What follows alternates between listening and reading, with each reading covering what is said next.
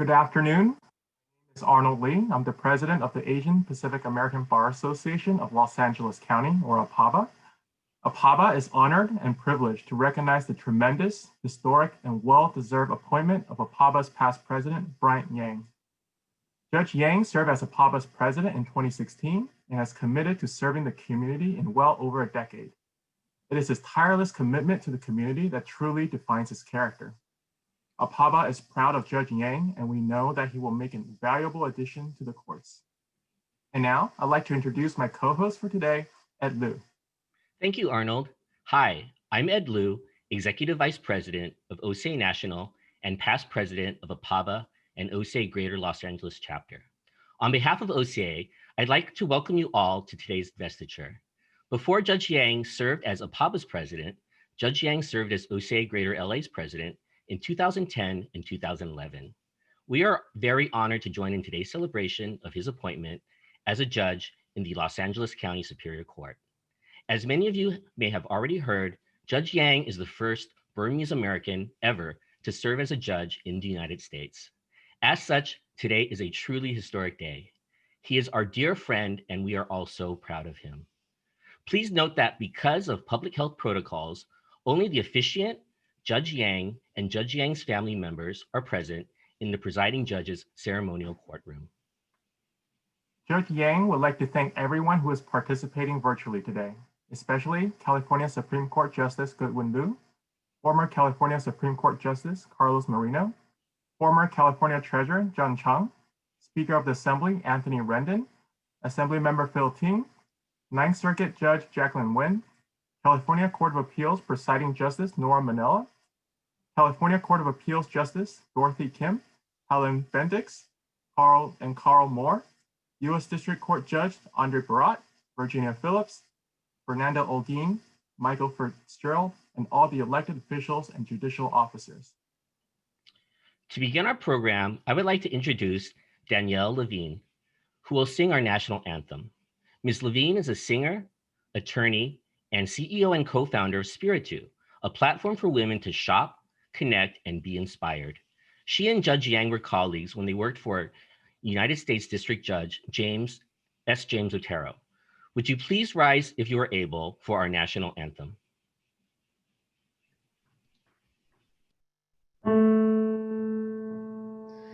Oh, say, can you see by the dawn's early light what so proudly we hailed at the twilight's last gleaming, whose broad stripes and bright stars through the perilous fight o'er the ramparts we watched were so gallantly streaming, and the rocket's red glare, the bombs bursting in air, gave proof through the night that our flag was still there. Oh, say, does that star-spangled banner yet wave o'er the land of the free and the home of the brave?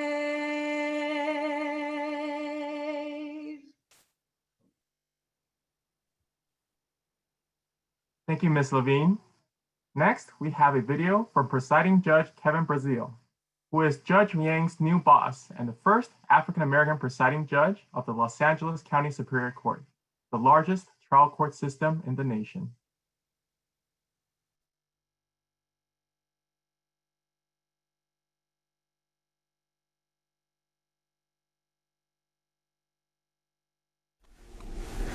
Good afternoon, everyone, and welcome to the investiture ceremony for Judge Bryant Yang. Bryant, I am so proud of you. We are so delighted to have you joining the LA Superior Court family. I know you're going to be terrific as a judge. You are so talented and so gifted. We are so proud of you. It is so exciting that you're going to be joining the court. You have a lot to offer. You're going to love this career. We're excited to have you. Things with COVID-19 are different now, and we're going through a lot of changes. So I want to thank you for taking on the responsibility of being a bench officer during the time of COVID-19. We're going through a lot of changes with the court, remote technology, trying to make sure everybody wears their mask, getting fewer people in the courtroom. So we faced a lot of challenges. I know you're up to them. One of the things I wanted to say to you, Brian, is we enjoy the fact that you bring so much integrity to the bench, and that is so important because that's going to carry you a long way in your career, being honest, being reliable, that people can trust you. And one of the best things about you, Bryant, is you show so much humility. And I can't thank you enough. That's going to serve you well. Civility is so important, not only among the lawyers, but among the bench officers. And you have all those qualities.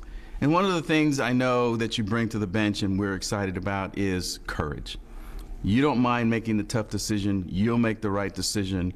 You're going to be thorough. You're going to take your time. That's what we need from a bench officer. We know that you're going to be just fantastic as a judge, and I'm excited that you're going to be, that I think you're already with us now that I think about it. You already have your assignment, so you're kind of fitting right in. And remember, it's all about teamwork. It's all about supporting your colleagues. Be a volunteer on our court. And don't be afraid to rely on your family and your friends. They're the ones who supported you throughout this entire vetting process. I know it can seem grueling at times, but you made it. You have all the great qualities and the gifts and the talents that we need for a bench officer to serve well on this bench. You exhibit them all. You're going to be an exemplary judge. But again, remember those who got you here, your family, your friends, your colleagues, your mentors. You standing on all of their shoulders, so don't be afraid to lean on them. They're there for you. They support you. One of the hallmarks of our court is teamwork and collegiality, so you're going to fit right in. We're glad to have you, proud of you, proud of all your family members. You've got a great list of speakers that everyone's going to hear from today. And also I want to thank Justice Halim Dihadina for doing your oath ceremony later in this program. So I know you've got some terrific speakers. Sorry I couldn't be here. I've got some other commitments on Monday that I just could not get out of. I really wanted to be here. We're making the adjustments because of COVID. So thank you for bearing with us. Thank you for your patience. Thank you for your dedication, your incredible work ethic, and also thank you for being a friend. We've known each other for a long time. You've always been a supporter of me. I've always been able to turn to you. And again, I am just so happy and thrilled that you're going to be joining our court. So take care, enjoy the day. Bye, everyone.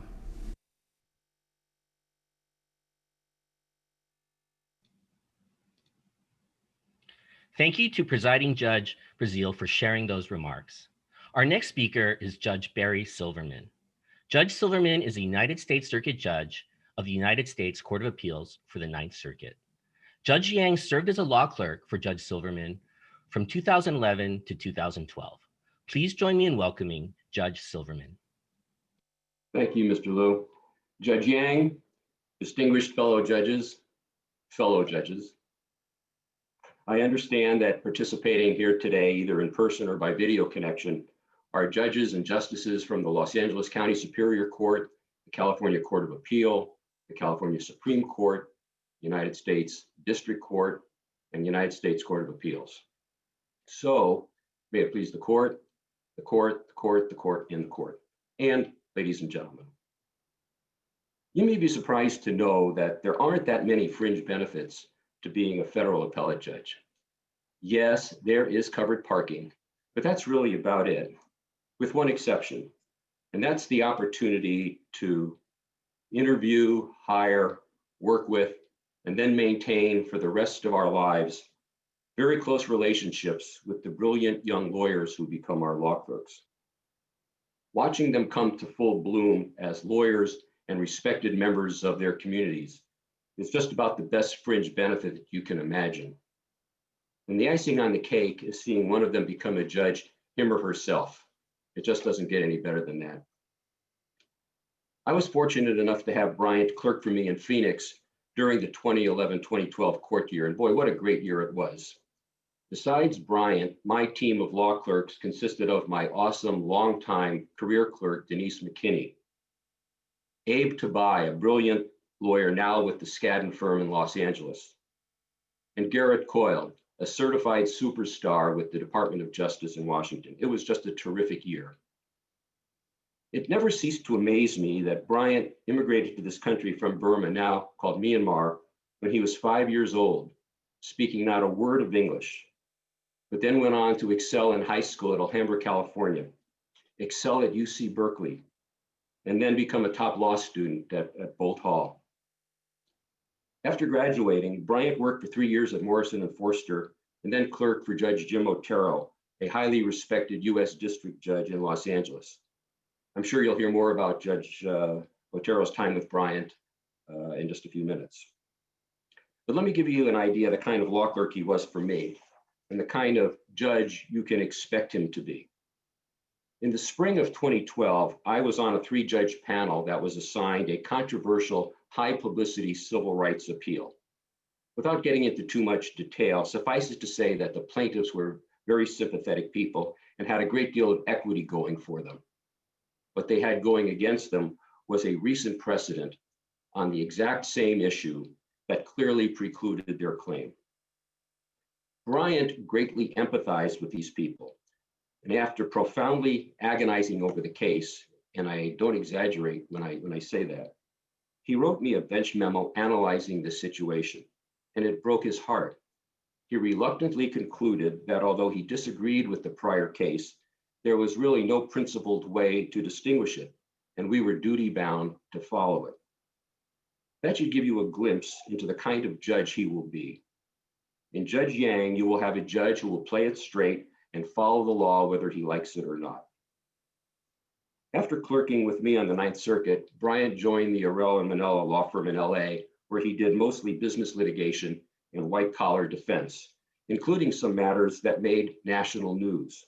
For example, Bryant was on the team that successfully represented Anthony Mazzillo, the former chairman of Countrywide Financial, who had been accused by the SEC of insider trading and securities fraud in connection with the subprime mortgage crisis. Although Bryant was hitting home runs in private practice, he had always aspired to a career in public service. In 2016, he joined the U.S. Attorney's Office in Los Angeles. And even though he had handled some major cases at Arell and Manella, Bryant had to start out, like every other brand new assisted U.S. attorney, prosecuting CVB violations. Now, CVB stands for Central Violations Bureau. That's the department of the court that handles petty offenses like traffic violations and such occurring on federal property. A common one, for example, is parking in a no parking area at a post office or a VA hospital, something like that. Bryant went from representing Anthony Mazzillo to his first federal trial, prosecuting a woman who received a traffic citation at the Angeles National Forest for distracted driving after a forest ranger saw her driving while talking on her cell phone. Now, most people just pay a fine for something like this, but the lady demanded a trial, which was held in federal court before a U.S. magistrate judge. The best part about this great moment in federal jurisprudence was that during this cell phone while driving trial, the defendant's cell phone began to ring. And as if that weren't enough, she actually answered it in open court right there in the middle of the trial. Well, needless to say, Bryant racked up his first conviction. In short order, he moved on to even bigger fish at the U.S. Attorney's Office, handling felonies and felony trials and felony appeals. He also has the distinction of having successfully prosecuted the General Crime Section's very first criminal civil rights case, a federal law enforcement agent convicted of deprivation of rights under color of law for using excessive force against a person he was arresting. To bring a case like that is difficult and not always popular in some quarters. but it is another illustration of the sort of courage and integrity that Bryant will bring to the bench. Well, today is a great day for Bryant and Jade, Zozo and Coco, but an even greater day for the state of California. I am confident that the people of Los Angeles will quickly come to be as proud of their new Superior Court judge as I am. Thank you. Thank you, Judge Silverman. Our next speaker is Judge Dolly M.G., a district judge for the United States District Court for the Central District of California. She is the first Chinese-American woman to serve as an Article III judge. Judge Yang knows Judge G through APAVA, which Judge G co-founded.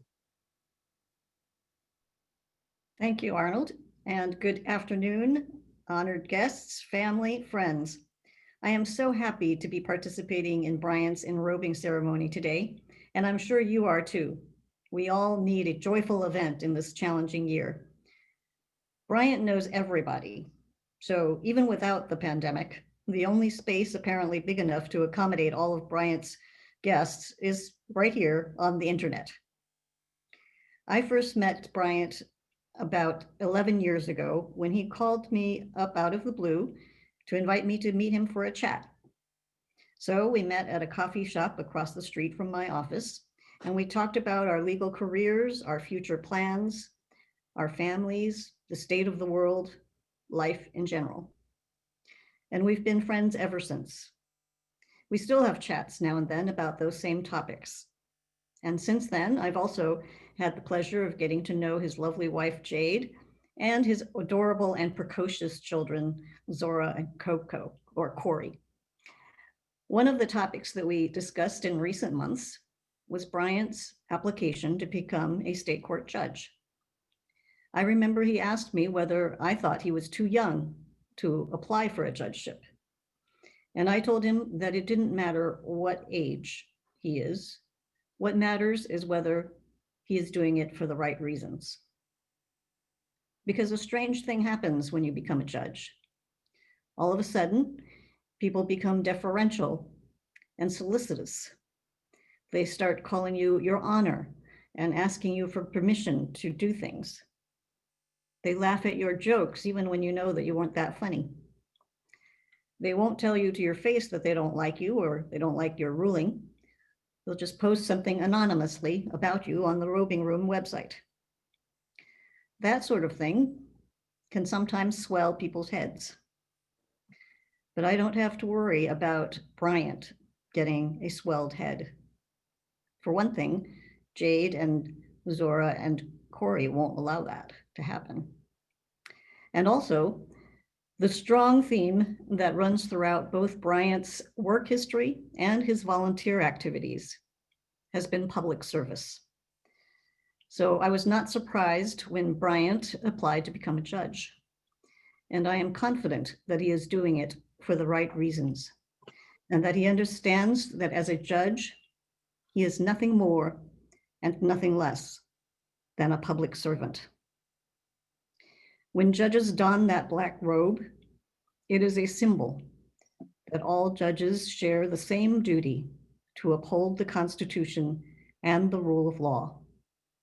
We take a common oath, and we have a mutual responsibility to undertake our duties in good faith and with the utmost integrity, regardless of where we were born, regardless of what we look like, and most certainly, regardless of our own self-interest.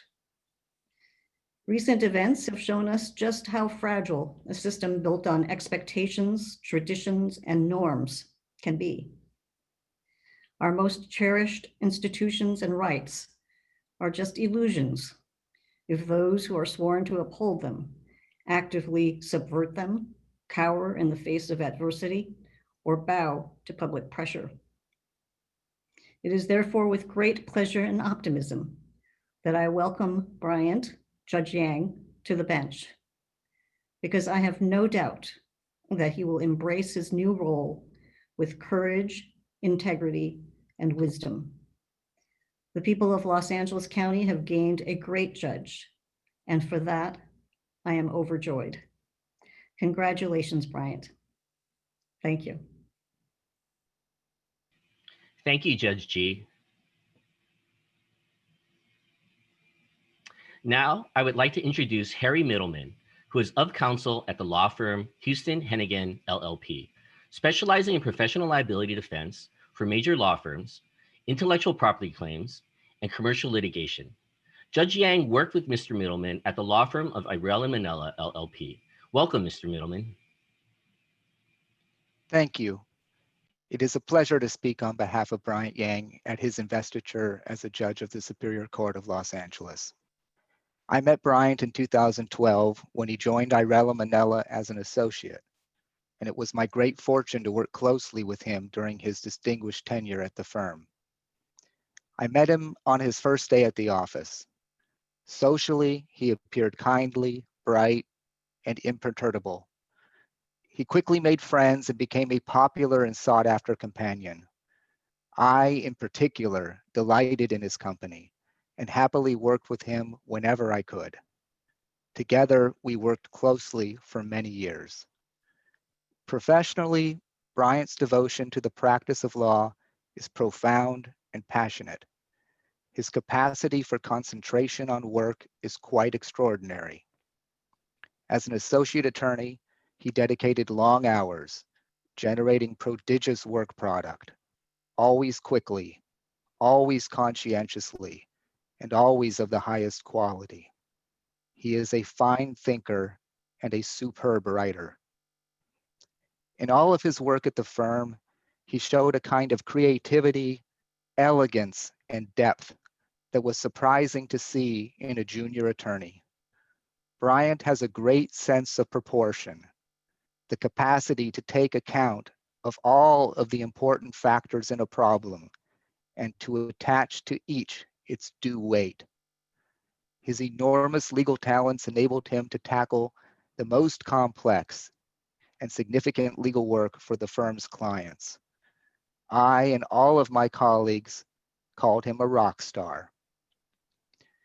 Bryant handled one of the most challenging projects we faced, moving for JNOV and for a new trial after a client who had been represented by another law firm had lost a 6-week jury trial and had been hit with punitive damages. We were convinced that the law had not been followed and that justice had not been served. Bryant was the architect of the post-trial motions. The trial judge granted them all, remarking that he had never before done so in all of his many years on the bench. Bryant then skillfully prepared the appellate papers. His appeal brief was powerful, cogent, and persuasive. Unsurprisingly, the appellate court unanimously agreed with Bryant's careful analysis and affirmed Bryant's victory at the trial court. His legal writing brought to my mind that famous epigraph to the poem The Waste Land, Emilio Fabro, to the better craftsman. Bryant was extraordinarily perfect as a colleague. He took a personal interest in those with whom he worked, and he knew their strong and weak points. He would elicit from a partner or an associate the best of which they were capable. He was never impatient or sarcastic or superior or any of the things that truly exceptional lawyers sometimes tend to be. In all the people with whom he came in contact, lawyers, staff members, and clients, he inspired, as he did in me, a very real and lasting admiration and affection. It is not only in his professional life, but in public life equally, that he excels. He cheerfully contributes his time and his virtues to advancing the cause of impartial justice and broadening equality to our community, including the less privileged and less empowered. He is charitable, compassionate, and generous, a person of integrity, wisdom, and honor. That he brings these wonderful and important qualities to the bench is one of the most significant tributes of which I can conceive. Finally, in his personal life, he is warm and affectionate and kindly in the highest degree. He loves his wife and his 2 young children, and his devotion to them is a beautiful thing to see. He is cheerful, playful, and funny. He is a foodie, a lover of music, and a cultured traveler. He also happens to be a groovy and energetic dancer, as anyone who saw him cut the rug at his wedding reception can attest. Congratulations, Bryant. Your elevation to the bench is personally well-deserved. It is a boon to the bar and to our community. Your investiture today is a finish worthy of the start. Bravo, my friend. Bravo.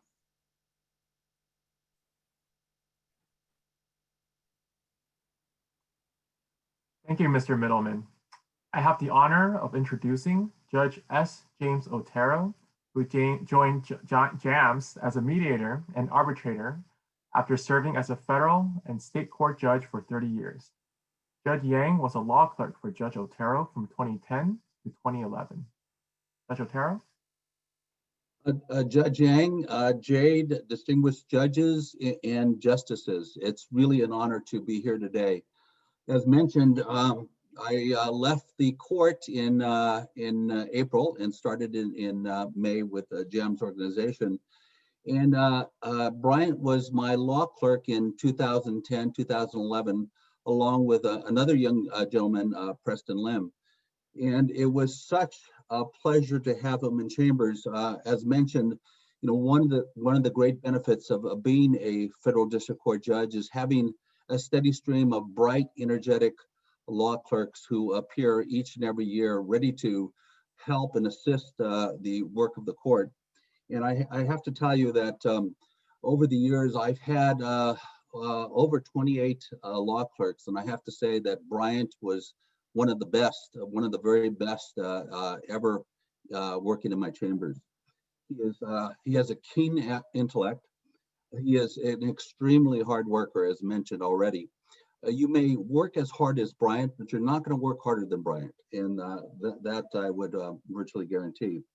He has an extremely gracious personality and is just a pleasure to have around, especially in chambers. I started my career as a Superior Court judge, and it's a great court. And Bryant, you're going to meet some great colleagues, a fabulous history with the Los Angeles Superior Court. And you have the integrity, you have the work ethic, and you have honesty to make a really superb, great judge. I just want to share a story just to relate how dedicated Bryant is. So years ago, when he was a law clerk, I would play a prank every once in a while with law clerks. And one day, I had my judicial assistant roll in a huge cart with just folders and documents. It was piled up very high. And I said, gentlemen, and this was to my 2 law clerks. I said, gentlemen, we have an emergency TRO, major case. They're going to shut down the Port of Los Angeles, and we have to get this right, and we have 24 hours to do it. So I need volunteers to help me assist in this endeavor. And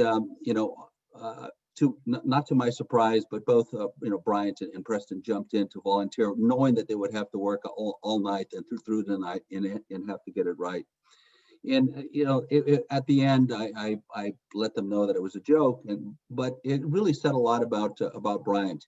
He's always there for you. He's always there to really roll up his sleeves and to work very hard for the good of the order, for justice. And Bryant, I'm so proud that you have finally achieved the goal. We talked about this when you were in my chambers back in 2010 about possibly pursuing a career as a judge, and you did it. And I'm not surprised. I mean, I just from the get-go when I met you, I just knew that if you set your heart to in that direction, you would achieve that goal. It's such a great testament to America to have Bryant come from Miramar, again, not speaking English, and then achieving entry into Berkeley and Berkeley Law School. And then Ninth Circuit and District Court onto a firm U.S. Attorney. He's accomplished every goal he set out for. So Bryant, it's a pleasure. It's an honor that you've asked me to be here today. And I wish you luck, my friend, and you're going to have a great career. I really love you and your family. Take care. Thank you so much, Judge Otero. Our next speaker is Dale Manami, Senior Counsel with Manami Tamaki. Mr. Manami is considered one of the top personal injury lawyers in California. He led the legal team that overturned the conviction of Fred Korematsu and founded the Asian Law Caucus, the first community interest law firm serving Asian Pacific Americans in the country. Judge Yang met Mr. Manami in college and was inspired to attend Berkeley Law School because of Mr. Manami. Please join me in welcoming Dale Manami. Thank you very much, Ed. I'm just honored to be here today. It's like a blast of sunshine in a very dark year. So to be here among these honored guests and all your friends, it's just a pleasure. Bryant, Judge Brian Yang. That has a nice ring to it, actually. And congratulations on your appointment. I think this is just a wonderful opportunity for me to wear a suit and tie. I haven't done it all year, so I feel actually very dressed up, even though I'm wearing jeans. If you were to build a perfect jurist, I think you'd start, of course, with wisdom, a sense of fairness, intellect. You'd have drive, a hardworking person, somebody with integrity, somebody with courage, somebody who has humility, sense of humor, courtesy, and I feel a history of community involvement. I also think it helps to be an immigrant or a family, part of a family of immigrants to this country, because you learn compassion and empathy. And I think that helps terrifically. And growing up with modest means will mean that you will see the more diverse part of the countries and be able to rule rule fairness with all these different groups of people. So you would also want to find somebody who is active outside of the community because their range of interests will be even greater. And so we have that Judge Dolly G. And to join Dolly G, of course, we have Bryant Yang, who exhibits those very same qualities and wonderful attributes that make a great judge.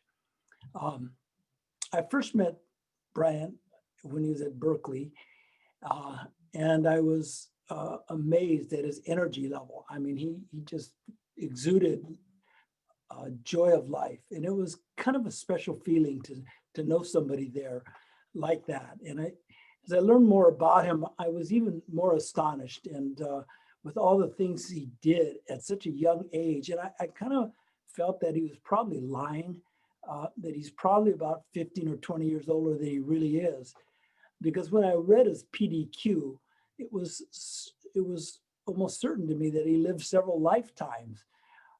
Years ago, I was a Jenny commissioner for the Commission on Judicial Nominees Evaluation. And we would look at the whole universe of qualities. These qualities I mentioned earlier, courtesy, humility, intellect, dedication. We would also look at the more objective qualities of whether they were engaged in civil and criminal law, federal and state, whether they had done trials, whether they've done pro bono work, whether they're active in professional and community activities. Did they ever teach courses in school, negative criticisms or not, and maybe even an international law practice possibly. And Brian did all these. So again, that astonishment, maybe a bit skeptical in a way, because this is EWQ land. And we were very tough on folks. We didn't give many folks that rating, but being a bit skeptical, I kind of figured it out. I had a theory that that Brian really was so smart that he cloned himself. And at an early age, there were really two of them that were able to accomplish so much. So I did a little investigation. I realized that this was not true, and that this was Bryant Yang, the one and only Bryant Yang. But I guess I should not be surprised. Again, he had so much energy, and anybody who could love hip hop dancing and also serve on the Berkeley Police Commission and all types of different activities in between has to show a range of curiosity and intellectual interest that is really fit for being a judge. But throughout his life, I think Bryant has shown a consistent theme, and that's a concern for others and trying to make a difference, to help others, to try to make this world a better place. And not in just the United States, he's traveled all over trying to do good, and he's done so in his life. In fact, he even named his daughter after social justice hero, Fred Korematsu. And that to me was telling, because that's a name affixed to you for the rest of your life. But for all these accomplishments, I think this appointment is deeply gratifying. And it's not just for Bryant, it's gratifying and good for this whole state, country, and I think it's good for the justice system. And as the first Burmese American judge in the United States, Bryant is symbolically important to those young folks who think, wow, this man can make it, he can do it. Maybe I can have a dream too. And that is as important as the high quality jurist that he will be on the bench. So with your great mentors, Congresswoman Judy Chu, Justice Donna Dina, Justice Otero, and Judge Dolly G. I just want to offer you the greatest of congratulations, Bryant. You did good. So thank you. Thank you, Mr. Manami. Please welcome our next speaker, Congressmember Judy Chu, who is a member of the United States House of Representatives, representing the 27th Congressional District. She's the first Chinese American woman elected to the U.S. Congress. Judge Yang served as a college intern for Congressmember Chu when she was a state assembly member. Hello, I'm so honored to be here today to help celebrate with my friend Bryant Yang on this most auspicious occasion. I feel like I've been involved with Bryant through every significant moment of his life. His family immigrated from Burma and settled down in my congressional district in Monterey Park. That is how I came to know this bright young man with so much energy and so much potential. I wrote him a recommendation to UC Berkeley Law School. I went to his wedding and to his baby shower. I went to all his Asian Pacific American Bar Association events where he served in every position, including president. And now I get to witness the most significant event of all, the culmination of years of devotion to advocacy and the law, the investiture of Bryant Yang as judge of the Los Angeles Superior Court. The truth is that it was easy to see this coming. There are few people I know as dedicated and hardworking as he is. And you can see it in all that he's accomplished, whether as a law clerk, a young star attorney, or a star litigator. But what I'm particularly moved by is the fact that Bryant has always stayed true to his commitment to public service. In fact, he did it right from the start as a student. I gained notice of him because in his youth, he immediately got involved in the community, helping me to develop a leadership training program for young people when I was in the state assembly. He worked to get out the vote for local elections and school bonds. He served as a commissioner for Monterey Park's Park and Recreation Commission. He was president of the Organization of Chinese Americans, Greater Los Angeles. And he never hesitates to do pro bono work, and even as a lawyer, found time to teach at Harvey Mudd, instilling his values in the next generation and encouraging more AAPIs to follow his example. And as the deputy director of voter protection for Barack Obama's re-election campaign in Nevada, he fought for the integrity of our elections. This commitment to the future of our country, ensuring that it is both just and democratic, is evident in Bryant's courtroom work as well. While our nation is engaged in debates about how to make progress on issues like criminal justice reform, Bryant is showing us with his actions, becoming the first lawyer to win a resentencing under California's Fair Sentencing for Youth Act and creating a model for other lawyers to follow. He then went on to secure the early release of his client, Edel Gonzalez, who was given a life sentence as a juvenile. We are better off because we have people like Bryant who prioritize compassion and justice in their work applying the law. And now, as the newest judge of the Los Angeles County Superior Court, Bryant is going to have the opportunity to leave that mark on so many more lives. In this role, Bryant will be handling cases that deal with children and families, keeping people safe from crime, and ensuring that everyone can get the mental health and substance abuse treatment they need. And I know that our whole area will be better off because of Bryant's involvement. I'm so proud of this young man who's grown up before my eyes to become a role model to all as a distinguished Superior Court judge in Los Angeles County. So congratulations, Judge Bryant Yang, and I look forward to seeing what your already remarkable career has in store for us.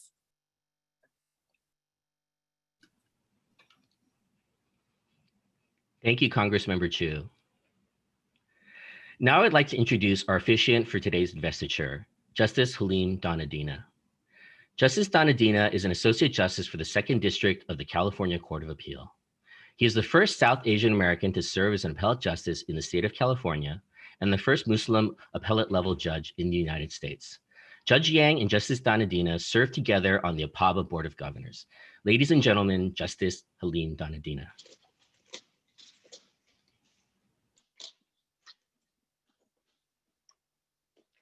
Good afternoon, distinguished guests. It is my intense and profound, sincere pleasure to be here to play this role, one of my favorite duties as a judge, to swear in a new judge, especially one to whom I am so close and who I admire so much, Bryant Yang. You've already heard so much about his background and his skills and the characteristics that will make him a fantastic judge. You've heard from a list of extremely distinguished speakers already who have basically promised all of us what a fantastic judge Bryant will be, something that I would join in as well. It's almost at the point where I would just be repeating everything that everyone has heard if I were to say what I really feel about Bryant. So instead, I'm going to take a minute or two to talk about myself, in particular, in the context of mentorship. What is a mentor, really? Right? We all have them. We've all experienced a mentor-mentee relationship, but what does it really come down to?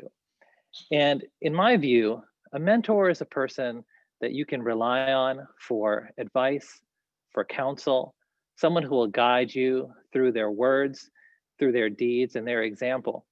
A mentor is someone who is there with you at all stages of your life and your career, someone who sees the ups, sees the downs, and always has your back. And based on that definition, applying those terms, I have to say, as I think about it, Bryant Yang is my mentor. I've known him a very long time. Back when we were attorneys, relatively new attorneys, trying to make our way, trying to chart a path in our careers. And as our careers blossomed and our families grew, Bryant was that person who was always there for me every step of the way. We would talk about the challenges that we were facing, some career goals, ways we could achieve them. And we just talk about life, what's going on in the world, politics, our families.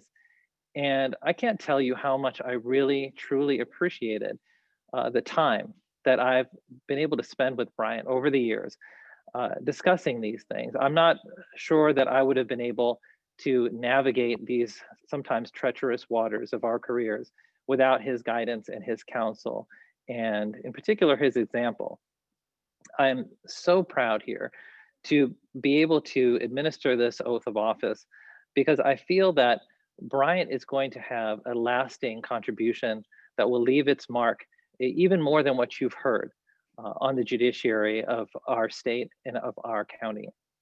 the citizens of LA County, I think are in for a real treat because they will have Judge Bryant Yang demonstrating a commitment to public service, demonstrating hard work and diligence, and most importantly, and I think you've already heard this, a true and sincere compassion for people around him. Bryant is not someone who is stingy with his time and with his skills. In fact, he's quite generous. And I think that's why, even though as I stand here in a relatively cavernous, mostly empty room, I can say this is probably the most well-attended ceremony that I've been a part of. It's a testament to the mark that Bryant has left on all of us. So now, without further ado, I would like to introduce all of you to Bryant Yang as we administer the oath of office. Bryant.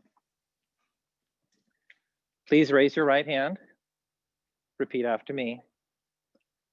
I, Bryant Yang, I, Bryant Yang, do solemnly swear do solemnly swear that I will support and defend that I will support and defend the Constitution of the United States the Constitution of the United States and the Constitution of the State of California and the Constitution of the State of California against all enemies, against all enemies, foreign and domestic, foreign and domestic, that I will bear true faith and allegiance and that I will bear true faith and allegiance to the Constitution of the United States to the Constitution of the United States and the Constitution of the State of California, and the Constitution of the State of California, that I take this obligation freely that I take this obligation freely without any mental reservation without any mental reservation or purpose of evasion, or purpose of evasion, and that I will well and faithfully and that I will well and faithfully discharge the duties discharge the duties upon which I am about to enter.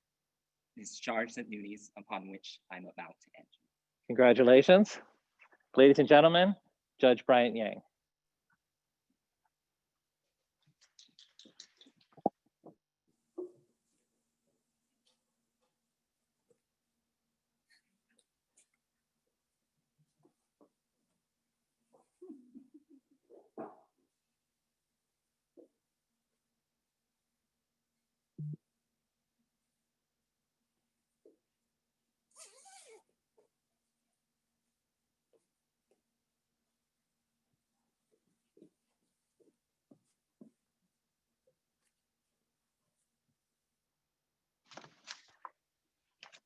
Hello, everyone. This feels surreal and dreamlike. I want to first thank the people who were really most responsible for getting me here today, and then take some time to convey the magnitude of my feelings. First and foremost, I want to thank Governor Gavin Newsom, former Judicial Appointment Secretary, and now Supreme Court Justice Martin Jenkins, and Deputy Secretary Gonzalo Martinez for this incredible honor to serve our state as a Superior Court judge. I want to recognize the organizations that are hosting this investiture, OCA Asian Pacific Advocates and the Asian Pacific American Bar Association. Both organizations hold a great deal of meaning to me because one inspired me to go to law school, and the other persuaded me to stay in the legal profession. When I was an awkward, gangly high school graduate, OCA gave me an internship where one of my projects was to work with attorneys to organize a candlelight vigil in honor of Joseph Ileto, a Filipino-American postal worker who was shot point blank 9 times by a white supremacist. Prior to killing Joseph, the perpetrator had shot up a Jewish community center. It was a very difficult project, heartbreaking, really. But when I attended the vigil, my heart was made whole when I saw people of all races and creed, whites, African Americans, Latinos, Asian Americans, coming together and saying this hate crime doesn't represent our community. It doesn't represent our city of angels.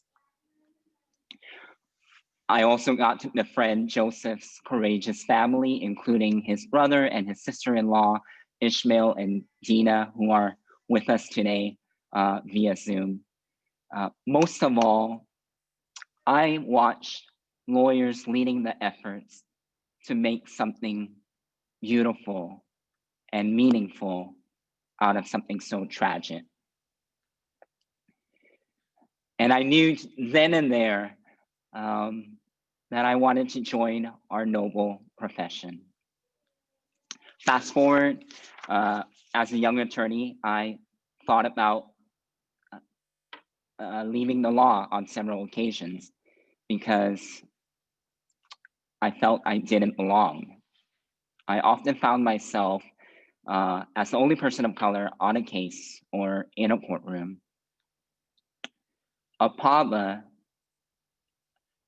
showed me that folks with backgrounds like mine were not just getting by, but they were thriving. And more importantly, they were uplifting others in the process. And it made me think that one day I too could accomplish such achievements. So without these two organizations, I probably wouldn't be standing here today. I want to, of course, quickly thank today's performer and speakers. Danny, thank you for your friendship and for sharing your talents with us today. Presiding Judge Kevin Brazil, thank you, and thank you to the leaders of this court, including Presiding Judge-elect Eric Taylor, Judges Ruth Ann Kwan and Sam Oda, who supported my application. I have no doubt that I sailed through the process because of you. To Judge Silverman, thank you and Georgie for making me and Jade feel like extended family. And thank you for showing me how to respect the law and everyone in the courtroom. Judge G, you know I consider you my North Star. When I find myself in challenging circumstances, I ask myself, what would Dolly G do? And I think it has served me well. Harry, you remain one of the most brilliant attorneys that I've had the opportunity to work with, and your brilliance is only matched by your compassion for others, including those who work under you, as I did.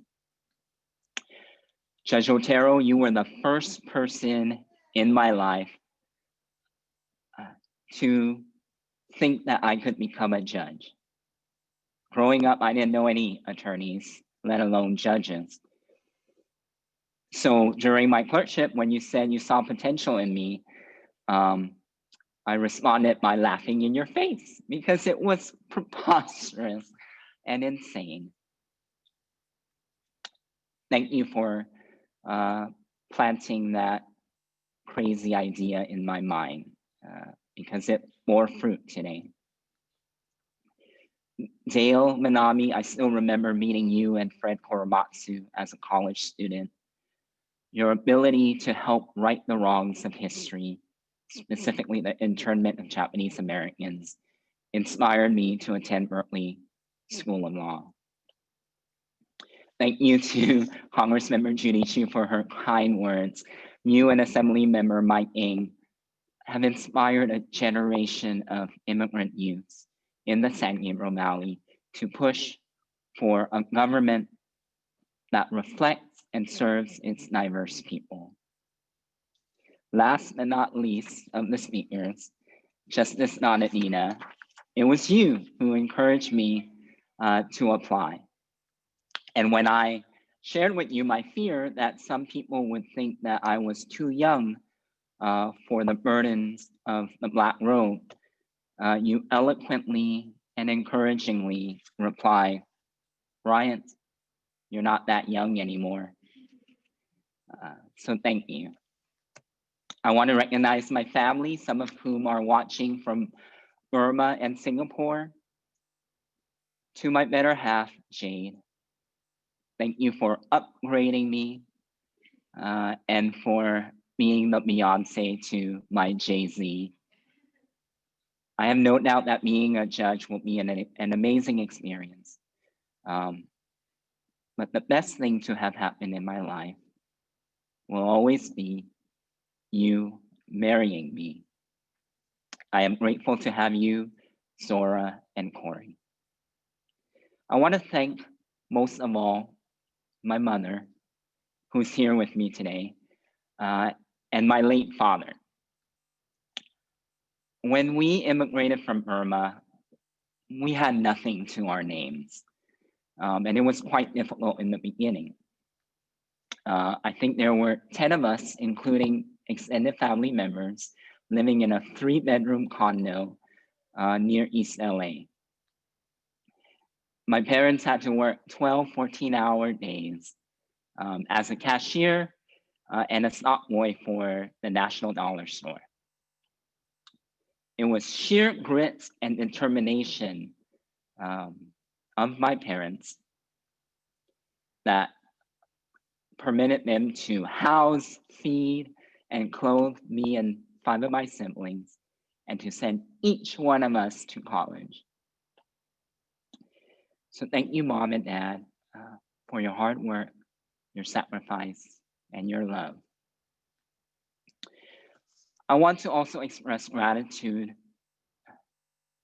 for this country, our country, especially at this moment when things look bleak in many ways. As I said, my parents deserve most of the credit for my success. I want to say 95%.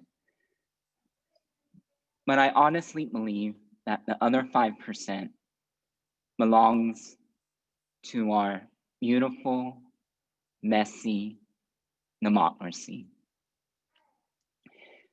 You see, in 1988, my family fled Burma just as the military junta was starting a violent crackdown on political dissidents and pro-democracy activists. It was this country and the state of California that welcomed us. These United States provided me with a free public education. It wasn't the best, but it was free. It gave me free lunches during school so that I wouldn't go hungry. And when my parents got laid off during the early 90s, during the recession, it was this country that state that gave us assistance so that we would get back on our feet. Most of all, it gave us safety and the freedom to dream about achieving things only limited by our work ethic and imagination. Today is a realization of that dream.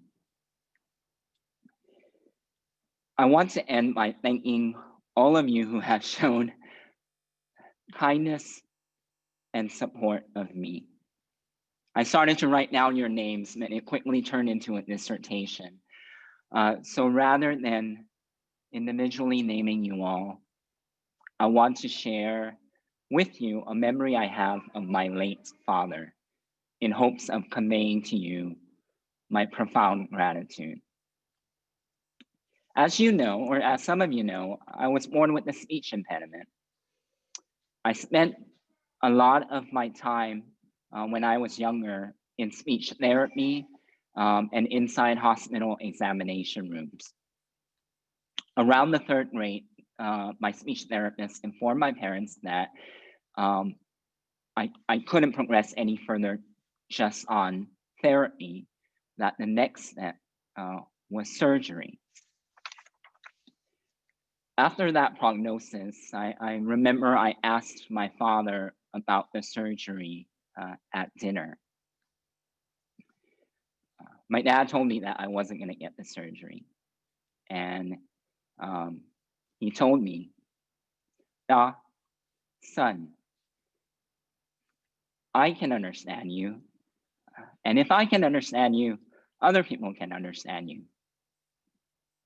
You're going to be just fine. At that moment, I thought to myself how incredibly naive my father was. He didn't understand the daily battles, that I had to wage on the elementary playgrounds, or that people thought I was special needs. He didn't comprehend how much I wanted to belong, to be middle class, to be American, to be normal. I've revisited that memory during this self-reflective appointment process. And I've come to understand that my dad wasn't naive. He just had a profound faith in our country and in us. He saw that at our core, we are tolerant, fair, and just country. And that the character and that the content of our character matters more than the color of our skin or the voice or the sound of our voice. And you, the approximate 300 people with me in the virtual world today, you are the manifestation of my father's faith, the flesh and bone. Thank you to those who took the chance and hired me. Thank you to the partners and senior associates who gave me that important hearing.